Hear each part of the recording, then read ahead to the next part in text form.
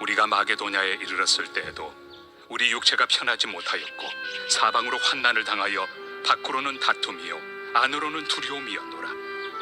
그러나 낙심한 자들을 위로하시는 하나님이 디도가 옴으로 우리를 위로하셨으니 그가 온 것뿐 아니요 오직 그가 너희에게서 받은 그 위로로 위로하고 너희의 사모함과 애통함과 나를 위하여 열심히 있는 것을 우리에게 보고함으로 나를 더욱 기쁘게 하였느니라. 그러므로 내가 편지로 너희를 근심하게 한 것을 후회하였으나 지금은 후회하지 아니함은 그 편지가 너희로 잠시만 근심하게 한 줄을 알미라. 내가 지금 기뻐함은 너희로 근심하게 한 까닭이 아니요 도리어 너희가 근심함으로 회개함에 이른 까닭이라. 너희가 하나님의 뜻대로 근심하게 된 것은 우리에게서 아무 해도 받지 않게 하려 함이라.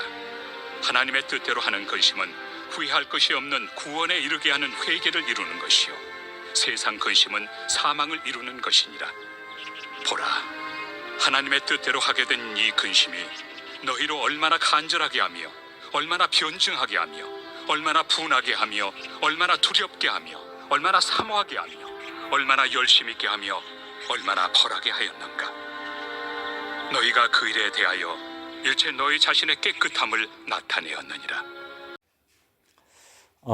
바울은 고린도 교회에 첫 번째 편지로 썼던 이 고린도 전서를 보내고 그리고 직접 고린도를 방문하기도 했지만 별다른 성과를 거두지 못했었습니다.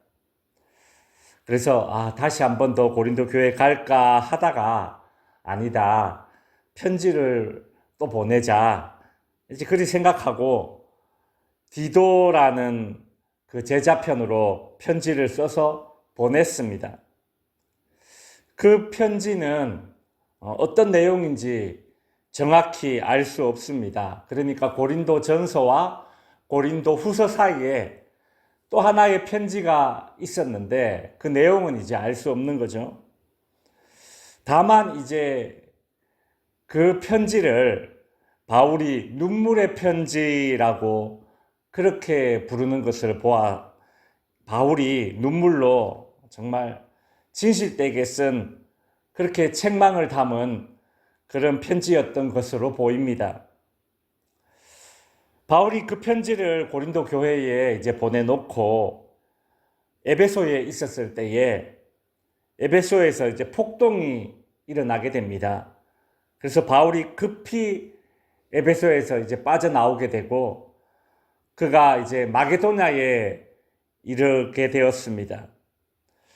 그때 심정을 오늘 본문 5절에 보면 우리가 마게도냐에 이르렀을 때에도 우리 육체가 편하지 못하였고, 그렇죠. 사방으로 환난을 당하여 밖으로는 다툼이요 폭동으로 인한 괴로움을 이제 표현한 것이죠. 그리고 안으로는 두려움이었노라. 바울이 이제 고린도 교회에 쓴 그 눈물의 편지, 그 편지를 이제 고린도 교회 성도들이 딱 받고 나서 어떤 반응을 보였을까, 어떤 반응을 보일까 근심하며 두려워했다는 뜻입니다. 그런데 그때 이제 고린도 교회에 갔던 디도가 이제 돌아옵니다. 6절에 보시면 그러나 낙심한 자들을 위로하시는 하나님이 디도가 옴으로 우리를 위로하셨으니 라고 되어 있죠. 바울은 책망의 편지, 눈물의 편지를 보내놓고 나서 고린도 교회 사람들이 어떻게 반응할까 걱정을 하다가 디도를 만났는데 위로를 받았다 그리 말하고 있죠.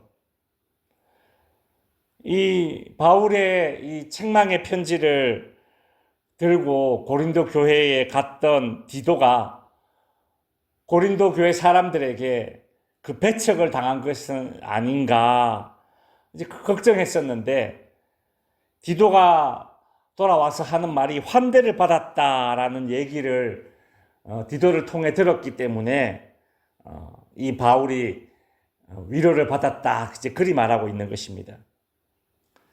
고린도 교회에 돌아온 디도는 고린도 교회 사람들이 바울을 몹시 보고 싶어 하고 자신의 잘못을 뉘우치고 있고, 그리고 바울의 이 대적들, 바울을 험담했던 그 대적들의 말을 듣기보다는, 그 편을 들기보다는 바울을 열렬히 옹호하고 있다는 소식을 듣게 되었습니다.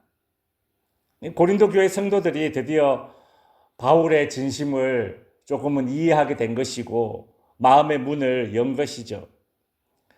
그래서 바울은 오늘 본문에서 참 솔직하게 자신의 속마음을 털어놓습니다. 8절에 보면 그러므로 내가 편지로 너희를 근심하게 한 것을 후회하였으나 라고 하죠.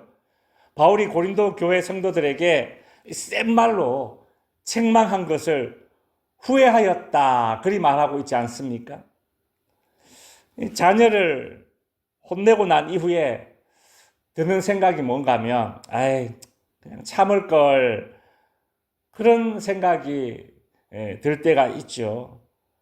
바울이 그런 마음이었던 것 같습니다. 근데 8절 후반부에 보면 지금은 후회하지 않는다라고 말하고 있죠. 왜요? 그 편지가, 그 책망의 편지가 너희로 잠시만 근심하게 한 줄을 알미라. 그 9절에 보면 지금은 오히려 기뻐한답니다. 왜냐하면 너희가 근심함으로 회개함에 이른 까닭이라 그리 말하고 있죠. 바울의 편지를 받고 고린도 교회 사람들이 처음에는 근심을 했습니다. 상심을 했다라는 것이죠.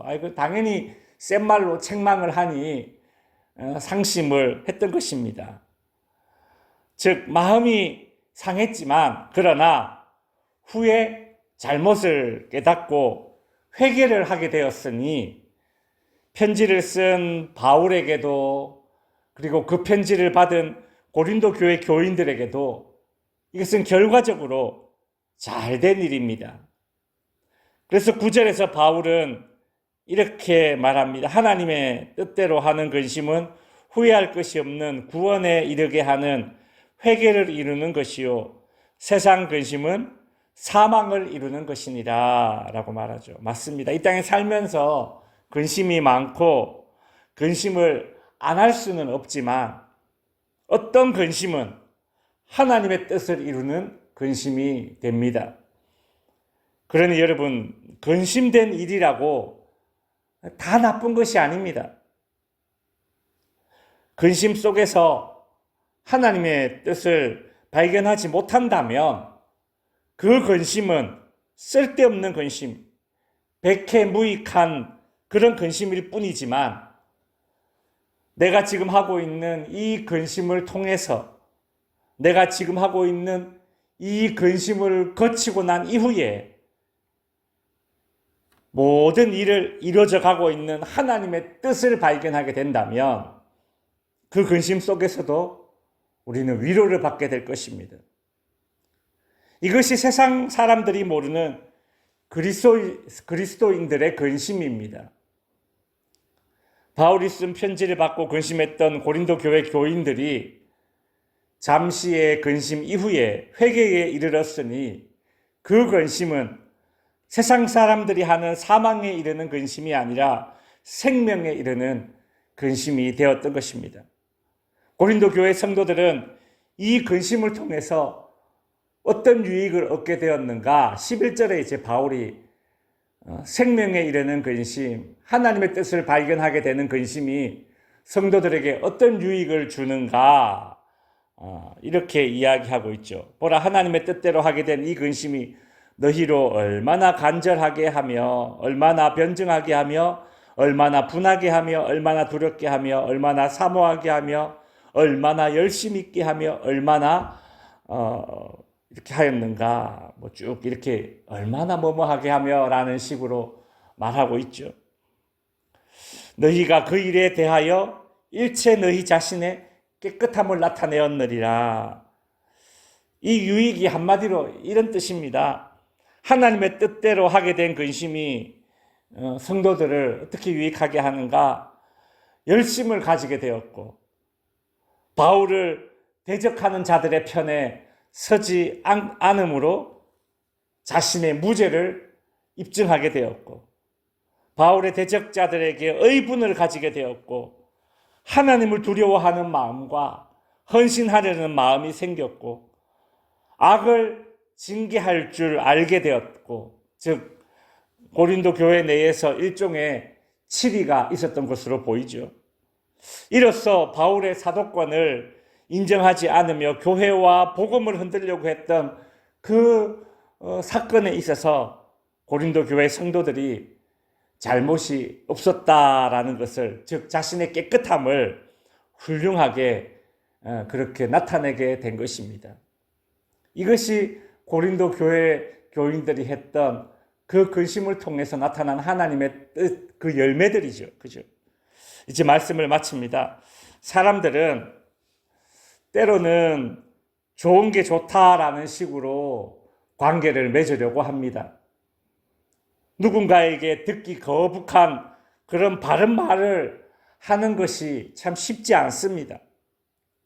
그래서 잘못된 것을 보고서도 그냥 눈 한번 딱 감아버릴 때가 있지 않습니까? 그러나 이런 평화는 위장된 평화입니다. 상대방을 진정으로 위한다면 사랑과 진실을 담아서 때로는 바른 말을 해줘야 하는 것입니다. 상대방의 오해를 받게 되더라도 말이죠. 일시적인 냉각이나 불이익을 감수하고서라도 꼭 필요한 말은 해줘야 그 관계가 더 깊은 관계로 나아갈 수 있는 것입니다. 바울이 그래서 고린도 교회에 눈물의 편지를 썼던 것입니다. 사랑과 진심이 담긴 바른 말이 올바른 관계를 만듭니다. 오늘 본문에 나오는 이 바울의 그 말들을 통해서도 새삼 느끼게 되지만 그 과정이 결코 쉽지 않고 힘들죠. 바울도 편지를 써놓고 바른 말을 해놓고도 후회했다고도 하고 근심했다고도 하고 얼마나 노심초사했었습니까? 때로는 바른 말이 그 바른 말을 하는 사람을 후회하게 만들기도 하고 근심하게 만들기도 한다는 것이죠. 그러나 사랑과 진심이 담긴 그런 바른 말이라면 모든 후회와 근심을 위로로 바꿔주실 그 하나님을 신뢰하면서 필요한 직언을 함으로써, 회피하지 않음으로써 더 깊은, 더 올바른 관계를 맺게 해주시는 그런 하나님의 뜻을 발견해 나가는 저와 여러분이 될 수 있기를 바랍니다. 기도하겠습니다.